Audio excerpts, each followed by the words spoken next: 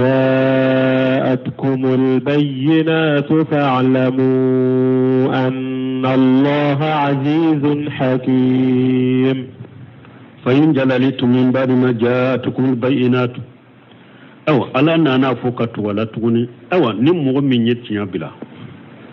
أفورا ويه سلاميا سري أكادو بيد كونو تيا من يا بارك نودي ألا نانا فويا أكون نمو من يتيا بلا تيا بانغالين كوفيه أفولي كوريفو فإن جللتم من بعد ما جاءتكم البينات أي أدلتم أن الحق بعد ما قامت عليكم الحجج ناو جنگنا كبو تياما حجج جولين كوفي أوكا أفوراوي على كوتي أفوراوي تشيدن كوكا كتندي حجج جولين كوفي أوكا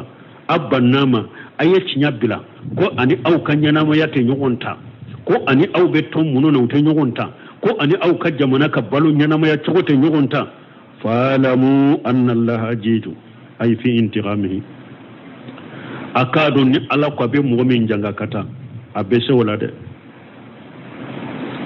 akado ala ye she masaya kan nyangilina kajanga kata lele de na ko be min ke mo min na bali bakata la ko la yafutuhu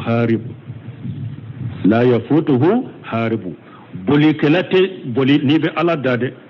wala yaghlibuhu ghalibu ewa she baga shite nibe she ala la koy hakimu fi ahkamihi ala yakodu masada ka kirula wa nagdihi wa biramihi ni ala min gurja abo gurja choko dode ni ala min labbe abo labbe choko de wali haja ninde koso qalu ajidu fi ni'matihi hakimu fi amrihi ewa ala she masada ka janga katalila de ala ye akakko labbe nende no ala kiri bagade akakko la donc hada madare sabali akasabe katako ni mugo jengena ye chinya bila huja jolen ko fe ika chinya bangalen ko fe ye chinya imbila kata chinya intanata ala ko ika do ninne ala ko mbi janga kata dongo do mbese mo sete sere mbali janga kata ni da koy awan ninye kiri min tige chogomi kake chogomi o chogode koy mo te saka wuli nimbe kankari mada de kata mo munumbe chinya bila chinya bangalen ko fe هل ينظرون إلا أن يأتيهم الله في ظلل من الغمام والملائكة وقضي الأمر وإلى الله ترجع الأمور. يقول تعالى مهددا للكافرين بمحمد صلوات الله وسلامه عليه ألا بافاني مسمين قرط علينا نابك كنكاريدا كافروية كافر منوني چيدة نو كافرانا نچيدة ألا كتنونا كسباكا هل ينظرون ألا كو كافر بيت مولامي وتفوي لامي يتفوي مكونو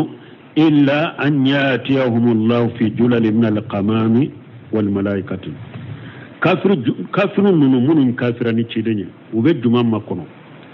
وتفوي مكونو فو ألا كان أمة كبانوغو لا أنيم كبانوغو لا كبانوغو من بي الله نفكنا أنيم ملك يعني يوم القيامة نين نالي جمعي ألا كان نالي كبول لا رسوكا كان قيامة كنكا لفصل الخداء بين الأولين والآخرين نا بنا كيرو تيجي فلوني لبان مغفلوني مغلبا كان كيرو تيجي بين نيونجي فيجاج كل عامل بعمله أنا بارا كلا كلين كري سراني كباري إن خير فخير نمني هيرا كلا نسراني هيراي وإن شر فشر نمني جغما كلا نسراني جغما ولهذا قال تعالى نند كوس ألاكو وقضي الأمر هل ينظرون كافر بجمان كنو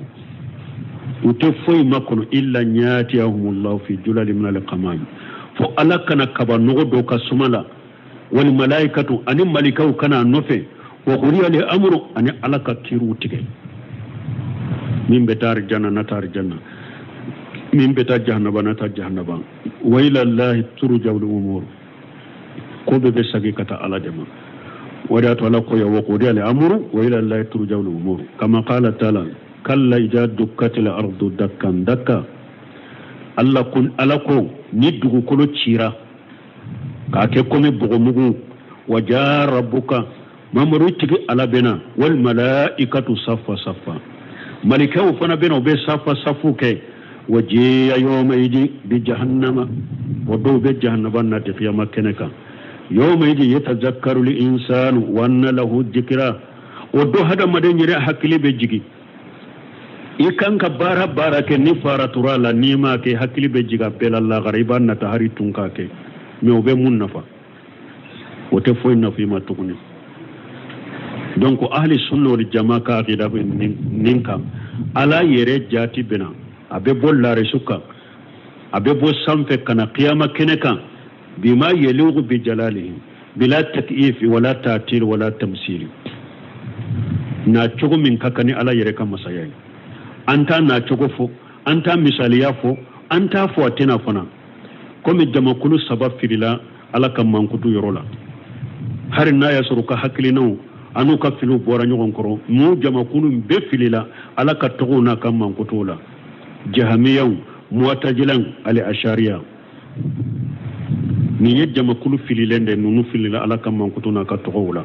woni ahli sunna wal jamaa bora nyogon koro ahli sunna wal jamaa ala yettogo nyuma munu sabata yerela aka qur'ana kunana ka ciden ka di sawla uyu sabati to munun kakani ala ina aka masayai ala mankutu munun sabata yerela qur'ana na ka hadi sawla ahli sunna wal jamaa uyu sabati ala ni togo min kakani ala yere ka masayai ala ya kanna li ko munun fo uyu sabati togo min kakani ala yere ka masayai me mu'tazila jahamiya ala ashara wulude bananu numma awa fili sirawde do bidia sirawde do ahlu sunna wal jamaa wulude be haqiqaka yawmal qiyamah do ambe mo be samba bi duru de ke qiyamah kenaka samba bi duru tilebe gere hadama dawna mo be wosi do ka wosi jubu kalika ba kuru fulana do ka wosi jubu uba kumbelema do ka wosi jubu tamancela do ka wosi be bun kadisila do ka wosi jibu dala kono komi karafe do yerebe tunu o ka wosi jikono ni geleya bonyana hammi bonyana awa qiyama mugo bafu ante mugo nyini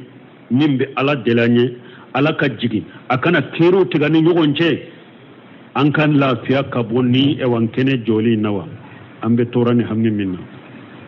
mugo bafu dombe sekan nin kanye ambe faya adama de an ka ta adama fe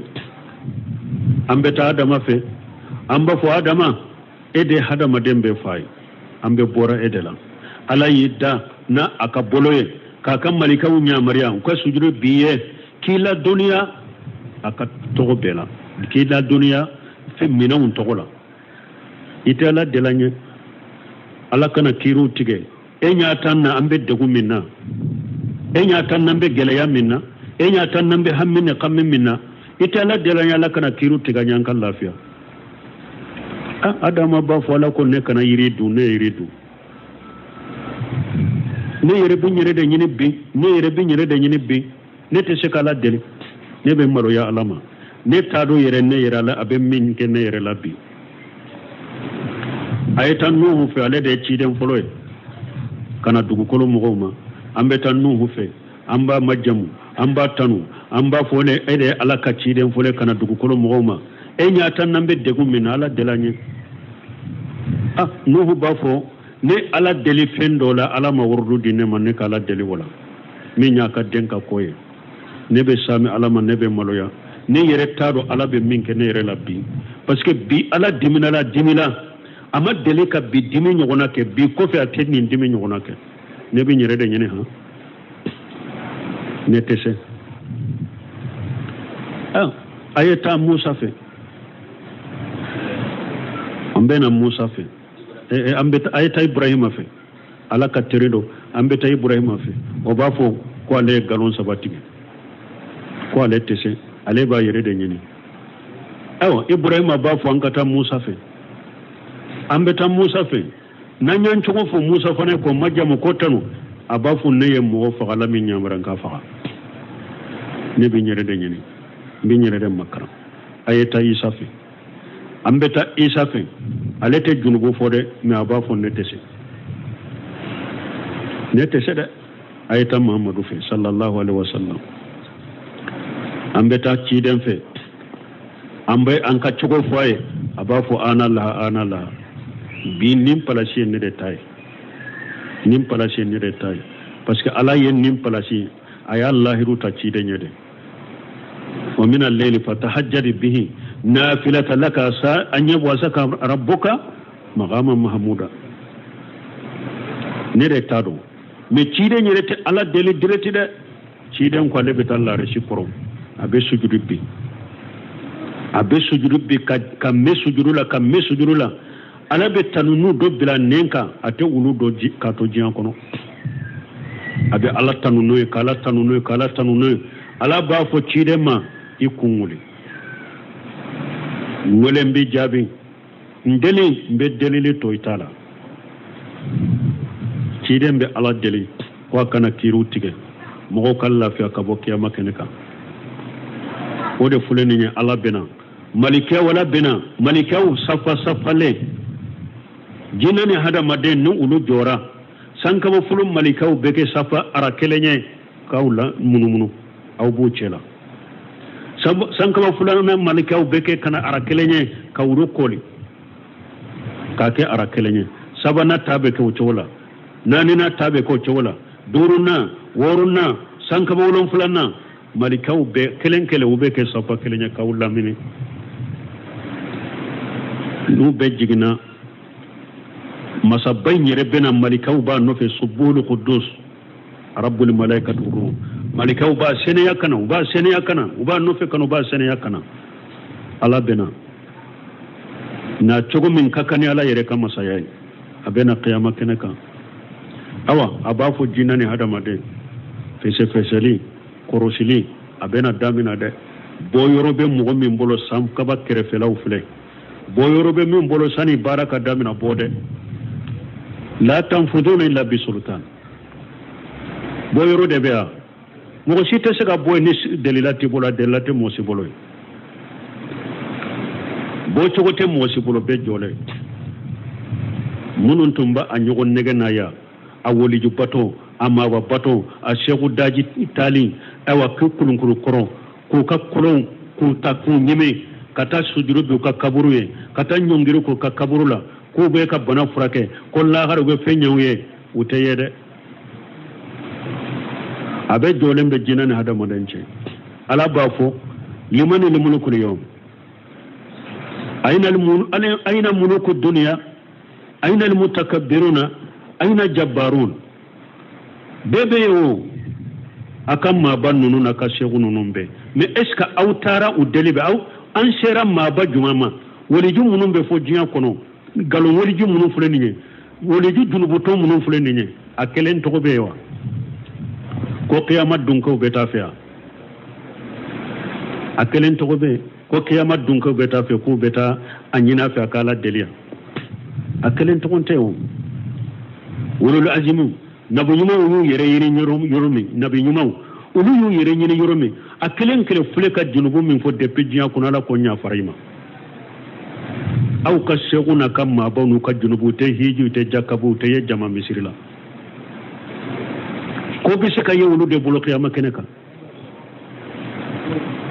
ala ba fo bi marali e jontay jiya kam masaka ubemi jiya ka yere bonya ba ubemi jiya ka yere sago kala ubemi bi marali e jontay jombe kuma موت سككم لمن الملك اليوم لله الواحد القهار اي ربا يرجابي ابافوني بي مرالي بن على كلمه تودي ne ala minye karabari masai biye ne de tay shegu tem kanteye shegu te mabate ni ne de tay de wala de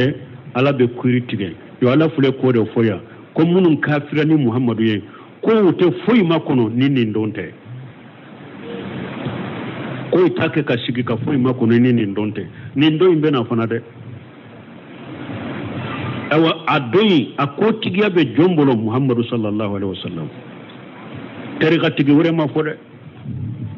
ko nabe wajuli ke nabe tawsiru ke ko ya janto tariqa nununa aka janto jamana ka parti chaman jamana de jamana nye tariqa chaman jamana de jamana nye aye tariqa nunun kurosi aka na tuse mo ka tariqa ambe tuse galombe ma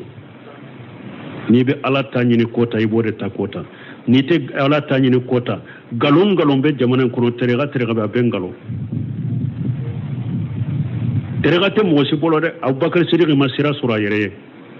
umar ibn khattab ma damana sirata bolo ali ibn abi talib damana sirata bolo usman ibn affan damana sirata bolo aha ma bauna sura bolo ya undun ka damana sirata mo bolo de yomal qiyamah do min be surunyali donc bebe tugu ode ko be ode bolo koy be ka tugu ode ko boy ko de ka siramina nyana maya ode ka ika fato ka har ni donni ka kaburu kono awun tari sori kaburu ko nyanko di ma rabbukum ma dinukum ma nabiyuka ittige alay donye ika dina donye ika nabi juma donye ma bani shegu ko de befo ika fa koro wode befo mo ke ko de befo ma rabbuka wa ma dinuka wa ma nabiyuka ibe nyinin kan nonondela an ka ɲɔgɔn halaki ɲɔgɔn nɛgɛ ɲɔgɔn halaki jamana in kɔnɔ an ka dabila dɛ o de y'a to ko jamana in ye mali ye jamana silamɛya de kiriw yɛrɛ ye ko jamana in ye ɛwa tɛrɛga camantigi jamana de han tɛrɛga caman ni sira caman de b'aw bolo sira caman وأن هذا صراط مستقيما فاتبعوه ولا تتبعوا السبل فتفرق بكم عن سبيله أنا كو تشيد نسرا من أنا كو على كسرات الليل كو أكنا تقول سرا مسنون كو ده كنا تقول سرا مسنون كو باو فرق أبو على كسرما على كو سرا كلين دبدنيا كنو أو كو جمانا يتريغا تسامان تيجي جمانا يري كو كورده كو سباتي ka sabati jamana kono ko jamana tasira chaman in jamana de jamana nye yere ka tasira chaman sabati dina kono islamiya kono ni ciden tata ibe to lakari to da alanya koro ebe to fo to da alanya koro dawa dina nya fo ka chaya no ba fo dina wuta jiya kono de dina kelen de be jiya kono inna dina inda allahi al-islam دينا كلن بجيان كونو اسلاميا ومن يبتغي غير الاسلام دينا فلن يقبل منه وهو في الاخره من الخاسرين على كو اسلاميا دينا تنا نمغو يو ني كو كه دينا ني لا تامنيه دينا كلن بجيان كونو اوا تابولو كلن بجيان كونو فإن خير الحديث حديث محمد صلى الله عليه وسلم تابولو كلن بجيان كونو چيدن ka tabolo ciden ka sunna ciden ka tabolo kelen de be jiyan kono no ba fo ko tabolo ngalo yere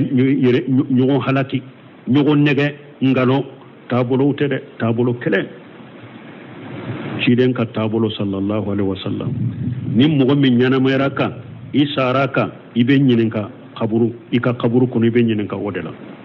ewa nim mo min nyana maraka isaraka qiyama keneka ibe nyininka odongela ويوم يناديهم فيقول ما جاء أجبتم المرسلين على كل يوم القيامة دون نبي قيامة كن مغبى ولا أو مباف نيتشيد منونشي أوما أيتشيد ونجابي منا فلا نشالن الذين أرسل إليهم ولا نشالن المرسلين على كل تشيد ونشير أو منوما ne ala bawu nyinin ka qiyama mbe ciide on fana nyinin ka ne ciide nyammin de o ma ya Allah sewa ninde do mbali mo aben nyinin ka ciide on de la ciide on fana ben nyinin ka ya Allah se sino kuma te mo siwre bolo qiyama keneka ambe ala deli ti dina haqiqa nyuma ala ta ciidenta ala ka nyana mayoka kala fatoka nyogon nege nyogon halaki min be jamana en kono aya yire nyini de min be qur'ana kuno min be sunna kuno ala fahamu salafu salih aka nyini aka kaka kanyana moya kaka saka aha سل بني إسرائيل كم آتيناهم من آية بينة ومن يبدل نعمة الله من بعد ما جاءته فإن الله شديد العقاب. على بانك باريا مسمى كورتالندو سل بني إسرائيل يقول تعالى مقبرا بني إسرائيل على بانك باريا كبوب بني إسرائيل كوما كم مساهد ما موسى من آية بينة على كوب بني إسرائيل كو شريرا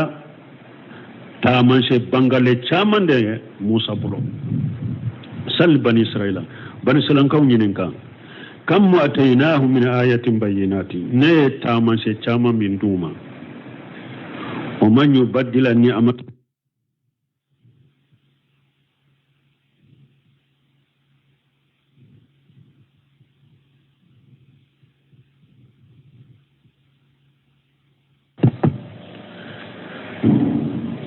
أي حجة قاطعة بصدقه فيما جاوب به على كبر سلام كون ينكا تامن شي چامن دي ديرا موسى ما أنا أكنا أما تامن شي بانغالي چاما كيده واساه كومي موسى كا بولو نايا بوادرو كي كانكونو نابجيا أنا كبره وفلقه البهران ودربه الحجرة anin na ye bajici akan mugoye anin na be faraci fara wacce ni aka bere ni jibe bo o ma kana min tajlil al qamam alayhim fi siddat al har ani tumami tumbe kungo kono ni tile karayara ubolo ala ye kabanu onnate kabanu min keru kasumay o min injalil manni wasalu ani manna ani salwa manna mi fendo de salwa de akono la mandero الدلالة بين أمة وغير ذلك من الآيات أن نونا نغنو تامن شولا دالة على وجود الفاعل المختار تامن شمون بايرا كو على بي كو من يمين تامن شوكي كو سوغانتيا كو تجي بي وصدقي من جرأت هذه القوارق ولا يدين أن تامن شمون بي نين تامن شو ala yu latige min bolon kayira ko o fana cinya tigide min ya musa o ma haja me kafara nimbeka arada kathiru minhum anha mugo chaman de ya akodi nin dalilan nin taman she chaman de ya akoduma wa baddalu ni'matallahi kufra alayen nema min ku ye ala kan nema wiya fale ka ke kafirani fisur waliyaye min bari ma ja'atuhum نيما نالم كفر أمة أي استبدلوا بالإيمان بها الكفر بها والإرادة عنها ننتا من شمونون نانوما برو كان لي منانو يوموك كان لي منانيتا من شوية ويوفالي قوكي كافريالية كافرين تامن شكوبة تامن شوما ودياتو لكو من يبدل نعمة الله من بعد ما جاءته ألاكو نمو مني ألاكا نيما فالي nema innalen ko fema iya afale kake kafiriye fa inna allah shadidul iqab alaye janga kata gelen tigide kama qala talay khibara an kuffar quraish komi alayan khibariya ka bokku ewa quraish ka kafiru ma chogomi alam tara ila alladhina baddalu ni'matallahi kufra ala koy man la jeli ke kata mugo may ka kabakuma mugo munu ala kan nema fale ka yelema ka ke kafiriye وهلوا قومهم دار البوار ويوكم مغوجي حلقك سوكنو جهنم ويجهنم دي يسلونها وبئس القرار وببلا جهنم كنو جهنم نمو من بلا جهنم كنو يكاسبت يرجو يرا ولا لا فليكا فوكو بني سرلانكاو ko ciren kun jinin kabane ko musa ni taman se chaman de nanuma me ubanna bema kallimana ni taman se uyo yelema ka ke kafiriya donc Allah fane janga kata gelenti gidai زين للذين كفروا الحياة الدنيا ويسخرون من الذين آمنوا والذين اتقوا فوقهم يوم القيامة والله يرزق من يشاء بغير حساب ثم أخبر تعالى أن تجئينه لحياة الدنيا للكافرين الذي أردوا بها وكفى لنا ننكباريا مسا من قرط علينا ko ale ye diɲɛ masiri kafiru ye kafiru minnu jɛnana ni diɲɛ ye watuma'annu ilayha u hakili nu dusukun sabatira ka taa diɲɛ ma wa jama'u al amwala u ye nafolo fara ɲɔgɔn kan wa mana'uha an masarifiha allati umiru biha ala y'u ɲamariya ko ka nafolo in don yɔrɔ min u ma sɔn ka nafolo in don ye u banna ka nafolo in don a ka don yɔrɔ la mimma yurdillaha anhum min bi ala jawu koro wa shaghiru min alladhina amanu ma to wala fana u yetilun ke ken mu'minu ye ka yele bonda ken mu'minu ka jo mu'minu la alladhina aradu anha mu'minu munum banna jiyama wa anfaqu ma hasala lahum minha fi taati rabbihim mu'minu munu u yejiyan nema min suru yen nema nafaqati utigi alaka batola وبذلوه بتقاء وجه الله ويوكن فرچري كجيس على كجاتي نيني كوسون فلهذا فاجوا بالمقام الاشهد من ده كوسو مؤمنو جويرو من يكون ديا جويرو مؤمنو ياسر نيندي والحج الوافر اني سر دفله مؤمنو ياسر نيندي يوم معادهم وكساجل دونا فكانوا فوق أولئك في محصرهم ومنصرهم ومشيرهم وماواهم من دكوس مؤمنو كرا كافروكا وكاكفو نغيرو لا كياما مؤمنو كرا كافروكا وكاتشاريرو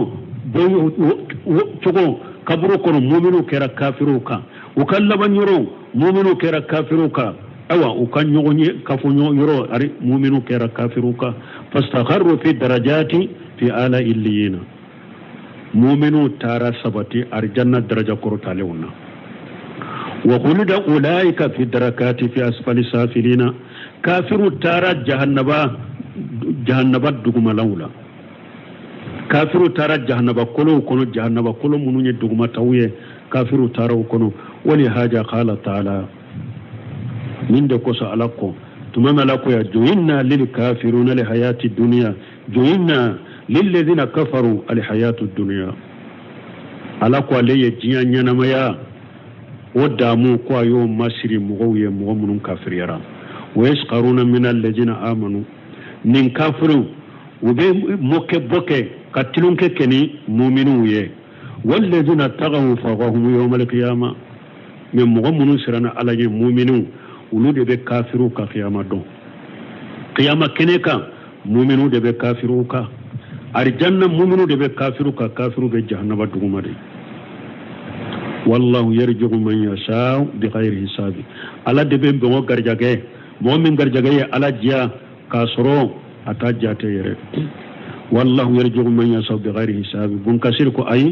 يرجع من يشاء من خلقه على دبن مو غرجاغي aka jonna min ala jia garjage ala jia ويؤتيه أتاء كثيرا ججيلا بلا حصر أبنا فرج جاتي چامن تقديما كسرو أما جاتي كدنكالا ولا تأدد في الدنيا والآخرة أن من تسك جاتي جيا أن الله غرقون نما ديما كما جاء في الحديث كما أننا حديث الله تقول ابن آدم انفق عليك على قو آدم دي نفقت لك نعلنا نفقت لك وقال تعالى لكم وما أنفقتم من شيء فهو يغلفه ما نمين باكن نفل النفقتي على كسرلا على بسراد ديما سرا من كتشا كوسوبي سرا من كسيكا جاتي جياني لاغرا كومي على قو آدم دي نفقتلك ني على نفقتلك على قو بين نفقتك ني على بي أنونا بلا وفي سيانا نهر سالم كنو أن ملكين ينجلان من السماء سبيحة كل يوم كم ملك يفرى سغما دمود وسغما ملك يفرى بجيك كبو سنفي فيقول أحدهما ملك الدوين بافو اللهم آت منفق خلفا انتك ألا من باك كاكن نفلو نفقتي أباك كم من بو أنونا بلا أبن من نفقتي دو بلا نولا ويقول الآخر ملك الدوين بافو allahumma iti mumusika talafan tigi ala min be baghiluya kan nafulu mina akan ka do yoro mata do yoro la kan nafulu ciya wa fi sahihi anana hadisa salen kono yaqulu ibn adama mali kidan ku hada madan bake kafu kan nafulu wa hal laka min malika illa ma akaltan fa funaita kidan ku hada madan ya la fembe ebolo e kan nafulu lawa fo iya mindu ka babtu wa ma labisita fabulaita anim iya mindo finila ka do kanna ka koro wa ma tasaddaqta fa mudaita ani yamin sadaqati ka birinya lagra hada madin ba fun kanna fulon itaye ikanna fulo itaye minye kanna fulo la nin sabade do iya mindo ka babtu ani yamin do finila ka do kanna ka koro ani yamin sadaqati ka birinya lagra nunun de itaye ikanna fulo la wa ma siwa jalika min yin nunun tanaye fajahibu wa tarikuhu linnas ebe takato mo de bon ibe sakata kato mo de bon donc wi kan na fulo yen sabade donc ala be mo garjage min garjage alajja awa min bayiranna jiya min fulen ninye ala ko kafiru de ko ale jiya masiru nyakoro ko fo ube yele bonda ke mu'minuna inna allaha yuti dunya man yuhibbuhu wa man la yuhibbuhu ala be jiya di mugoma ala be mugomin kanu ala te mugomin kanu abe jiya dima wala yuti dina wal iman illa man yuhibbuhu me ala te dina ni limana di mugosima fona yi kanu de ka fo karasa yuru wali baye se baye nin te tama se ko ala ba fede ibe ala ka jugu belebele baddo soro jiya kono ala ba konya ala ba ale de konya ala ta fe ka aba konya katime jiya mo beka ala ka jugu do katime jiya beka ne ba soro jiya nema babulo parce que ala makote jiya la mais ni mo koni yede ko dina tigi de do ko limuna jondo ko tawhidi tigi do ta man se do ko ala ba fe waye ta man se ko ala ba tigi fe ne jiya be karasa bolo nema be karasa bolo o te ta man se be ko ala ba tigi fe de ala be mogo min fe wa te mogo min fe be jiya dima mais ala te dina ni limana di mogo sima fo na yi kanu de kana an-nas ummatan wahidatan fab'atha Allahu an-nabiyyina mubashirin wa munzirin فبعث الله النبيين مبشرين ومنذرين وأنزل معهم الكتاب بالحق ليحكم بين الناس فيما اختلفوا فيه وما اختلف فيه إلا الذين أوتوه من بعد ما جاءتهم البينات بغيا بينهم فهدى الله الذين آمنوا لما اختلفوا فيه من الحق بإذنه والله يهدي من يشاء إلى صراط مستقيم كان الناس أمة واحدة alakum mogo betu nya jama kulu kelende ni kuma fulana na la tafsir kala bolo do ko mogo tunya jama kulu kelende men abetu nya mu'minite buna basko kata nuhu kana adama ko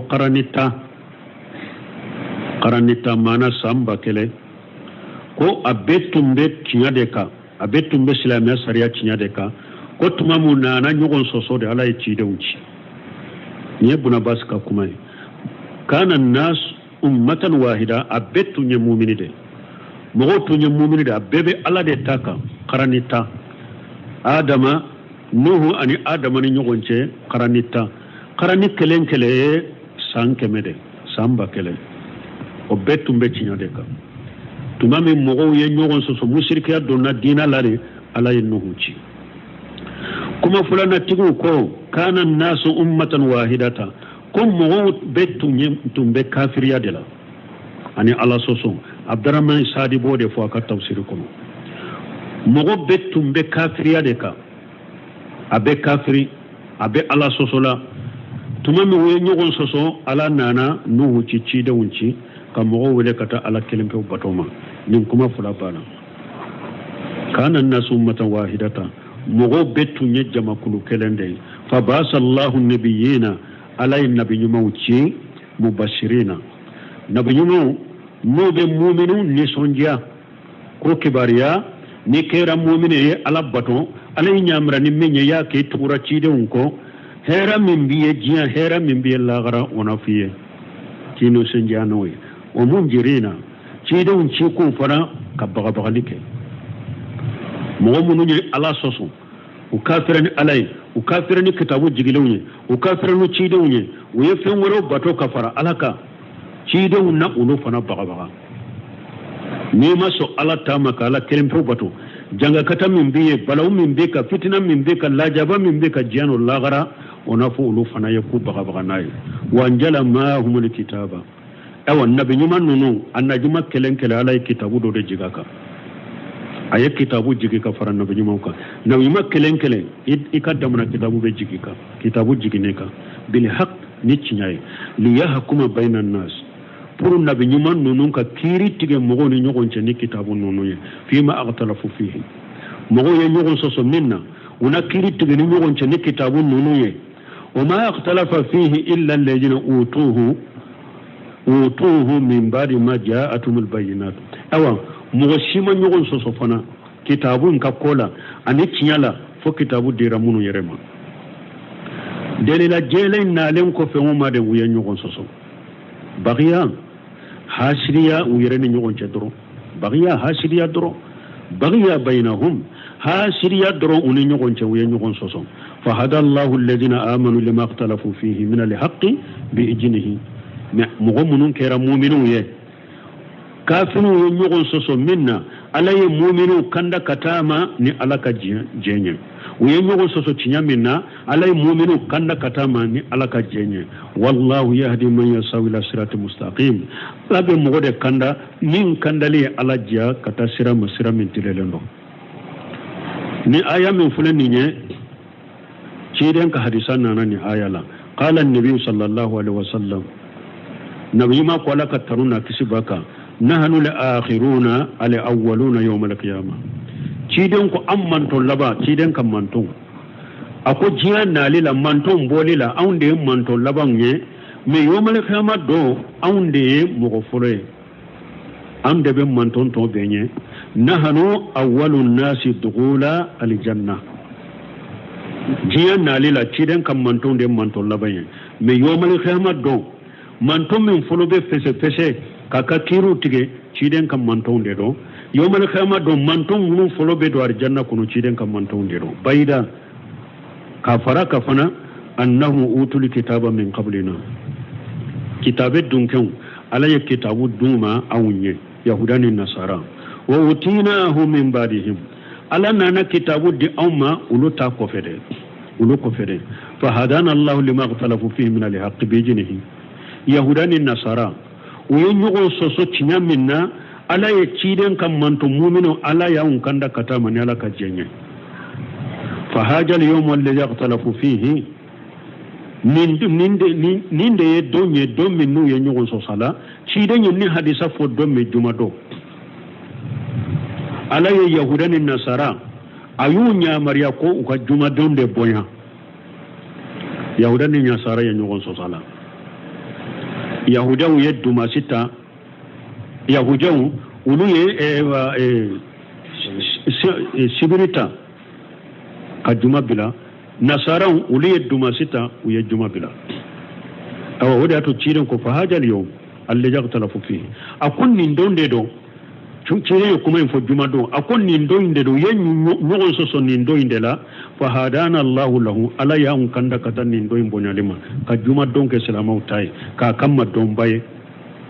fa nasu lana fihi tabaw awa mogo to ka don uba aunde ka utugulembe aunde no banka don uba aunde ka don ko fe ube tugo aunde la fa gada al yahud kide nyo kuma fo juma don comme bi nyogona awa ako sini min ye sibire o ye yahuda utai wa badu kan sinin kene lin nasara duma so hen nasara utai wala mbalimo yahuda ni nasara ye ɲɔgɔn sɔsɔ don min bonyalira ni ala y'a doma k'u ka kɛ dɔnbɔ ka bonya o ye juma de ala y'u fula bɛ manke ala k'anw kanda ka taama juma don de y'an ka don ye o de ye dɔnba ye awa sibiri o ye yahudaw de ta u ka don dumasi o ye nasaraw de ta ye nin ye hadisa salen de ciden bolo bukari ni muslim kɔnɔ donc nin y'a yira n na silamɛw an ka don tɛ samiri don ye an ka don tɛ dumasi don ye an y'o fɔ silamɛw bɛ u ka kalanbila minnu kɛ samiri don n'u tɛ kala u ka kalanyɔrɔw a madrasa ni kalanyɔrɔ wɛrɛ a bɛɛ bɛ datugu dumasiw kalanw bɛ datugu kalan tɛ kɛ baaraw tɛ kɛ haramu fi dini l'islam haramu do silamiya dina de la atasabbuhu bil yahudi wan nasara yahuda ladege ni nasara ladege de do kitabu do dilala nin fana kan irisala do dilalen bɛ nin kan awa a yɛrɛɲo delila k'a kɛ yɛrɛɲo in kɛlen sisan san 50 kɔ diɲɛ silama jamana bɛɛ hari maliyɛn kitabu in kɔnɔ hari o yɛrɛɲɛ maliyɛn taara yɛrɛɲo in kɛra madina a bɛ san 50 kɔ bɔ diɲɛ silama jamana bɛɛ a ka karamɔgɔ dɔ kana u ye o yɔrɔɲɛba in kɛ diɲɛ silama bɛɛ awa ko min ye yɛrɛɲo in kɔnɔna na u carani ko minnu ɲɛ u ko min ye jumasi bonyalen samiri bonyalen awa silamaw ka dɔn tɛ yahuda ni nasara ka dɔn de don silama jamana silama doni kiba minnu nana n'a carila n'a kelen kelen taara ka jamana la a y'a fɔ ka lammi ka don a ka jamanadenw dusukun kɔnɔ a n'a ka masakɛw k'a ko min ye samiri ye ani dumasi silamaw ta tɛ a kana o kɛ a ka baarabiladenw ye a kana o kɛ kalanbiladenw ye hari a ka taarikhw n'a ka sɛbɛnw n'a ka jata kana ta u ka denw na man tasabbaha bi qawmin fahuwa minhum mɔgɔw n'i ye mɔgɔ min ladege ciden ko y'o ye dɛ jamana in kɔnɔ ya jamana min bɛ ewa samedi dumasi u b'u fete hari kerece jamanaw t'o fete o cogo la gabon ninnu filan kɔrɔ kerece jamanaw de don mais olu ka sugu mɔgɔ tɛ taa sugu la tɛnɛndɔ de o yɛrɛ u bɛ sugu de furakɛ mais na mali dumasi ta sugu la i bɛ ala kali nasara jamana de don baara da bɛ datugule bitigi bɛ datugule a bɛ komi dugu wulila ne m'a dɔn min ye mali ka silamaw sɔrɔ de ne m'a dɔn de silamɛya sugu juman bɛ mali ne m'a dɔn de n'u ko dɔɔni jamana ye mali ye dɔɔni sugu juman bɛ mali ma se k'o de faamu dɔɔni min ma mɔgɔ bɔ siriku la dɔɔni min ma mɔgɔ bɛ bidiya la dɔɔni min ma mɔgɔ bɔ yahudiya ladege ni nasara ladege la dɔɔni sugu juman b'an bolo an kan ka ɲɛrɛ ɲininka o la donc a fuleya ya dumasi samedi an ka dɔn tɛ dɛ hari silamaw b'u fetili min kɛ ka baaraw bila k'u ka datu taw la haramu do silamiya diina la an bɛ min fɔ o y'o de kitabu dilalen ba kan kuma mana n'i taara buntɛmiya ka kitabu ta ale bɛ kuma nin kan kosɛbɛ iqtidaw siratil mustaqim fi mukhalafati ashabil jahim buntɛmiya bɛ kuma ninnu kan min ye nin don ninnu ka baaraw bila ka ewa madrasaw bila ka kalanw bila la ani ka tranche ninnu ni ka fete ninnu kitabu ɲuman dilala ka buntɛmiya bolo iqtidaw siratil mustaqim fi mukhalafati ashabil jahim a tɛ kuma foyi la ni nin ko sugu tɛ ala ka hakilima di silamaw ma wagati sera ya subhanaka allahumma rabbuna bihamdika ashhadu an la ilaha illa anta wa astaghfiruka wa atubu ilayka